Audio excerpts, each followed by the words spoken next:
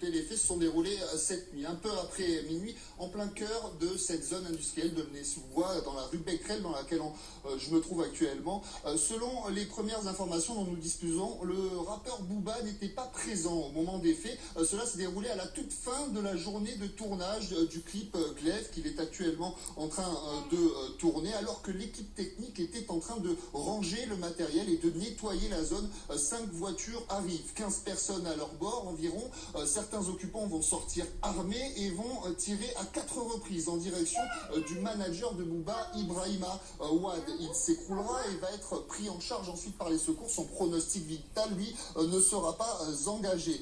Pendant ce temps, eh bien, les autres agresseurs vont s'en prendre au reste de l'équipe technique. Ils vont s'attaquer notamment au réalisateur qui va être frappé à la tête avec une batte de baseball. Un autre technicien sera lui aussi frappé. Tous deux seront grièvement blessés et toute l'équipe technique va donc essayer de se réfugier dans le 17e arrondissement de la capitale, dans une épicerie en compagnie du réalisateur. Alors selon plusieurs témoins auditionnés, les agresseurs seraient des proches du rappeur Caris, un autre rappeur originaire de la ville de Sevran, commune limitrophe de la ville d'Aulnay-sous-Bois, un rappeur avec qui Booba est d'ailleurs en conflit depuis longtemps et avec qui il doit se battre en novembre en Suisse dans un combat de MMA.